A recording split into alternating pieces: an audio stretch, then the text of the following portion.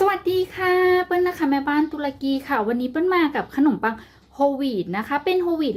100%เป็นขนมปังโฮลวีตน้ำมันมะกอกนุ่มๆนะคะที่นุ่มมากๆแล้วก็ทำง่ายค่ะนวดมือค่ะแป้งไม่แฉะนะคะด้านในฟูเบาแบบนี้เลยนะคะวิธีทำไม่ยากเลยค่ะแต่ก่อนจะไปชมวิธีทำอย่าลืมกดติดตามนะคะจะได้ไม่พลาดวิดีโอใหม่ๆค่ะเดี๋ยวเราไปชมวิธีทำกันเลยนะคะใส่นมลงในอ่างผสมค่ะ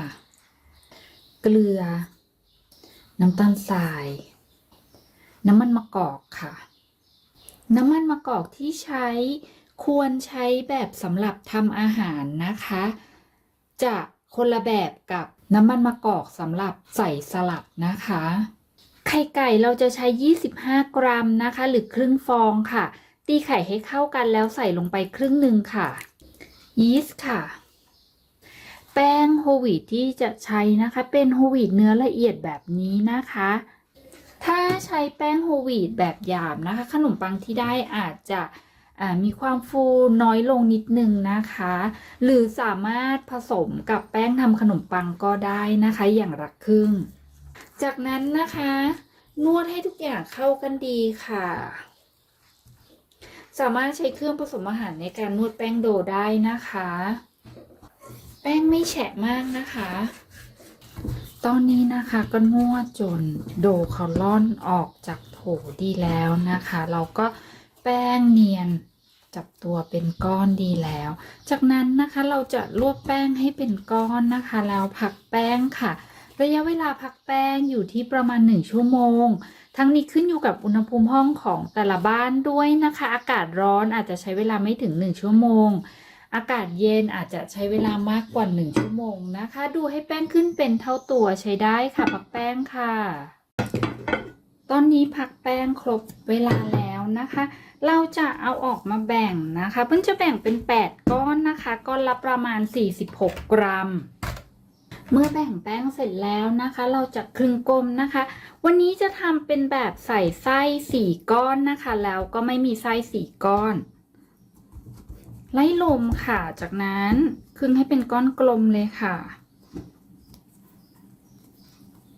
เก็บตะเข็บด้านล่างให้แน่นดีนะคะคลึงค่ะ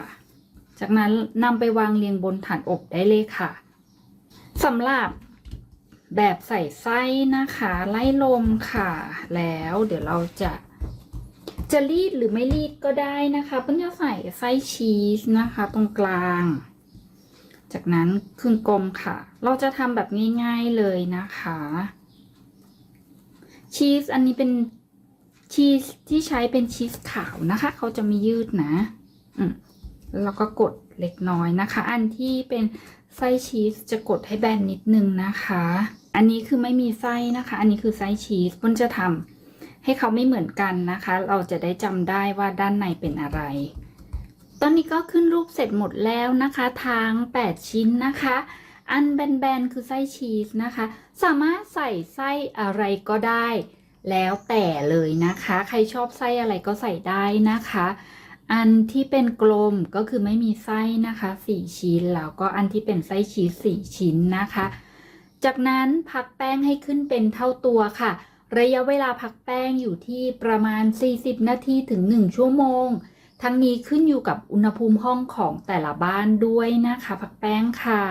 ตอนนี้นะคะพักแป้งครบเวลาแล้วเตาอบวอร์มเอาไว้เรียบร้อยแล้วนะคะก่อนนำเข้าอบเราจะทาด้วยไข่ที่เหลือนะคะผสมกับนมเล็กน้อยค่ะผสมให้เข้ากันนะคะแล้วทาบางๆด้านบนให้ทั่วค่ะเมื่อทาไข่ผสมนมเสร็จเรียบร้อยแล้วนะคะเราสามารถนำขนมปังเข้าเตาอบได้เลยค่ะอบสุกออกมาแล้วนะคะสีสวยน่าทานมากเลยจากนั้นนะคะด้านบนทาบางๆด้วยเนยละลายหรือจะทาด้วยนมก็ได้นะคะเพื่อให้ขนมปังเงาสวยเราจะวางเอาไว้ให้เย็นสนิทเป็นอุณหภูมิห้องนะคะก่อนที่จะจัดเก็บค่ะยังไงก็อย่าลืมกดติดตามนะคะจะได้ไม่พลาดวิดีโอใหม่ๆค่ะแล้วพบกันใหม่ในวิดีโอหน้าค่ะลากันไปก่อนสวัสดีค่ะ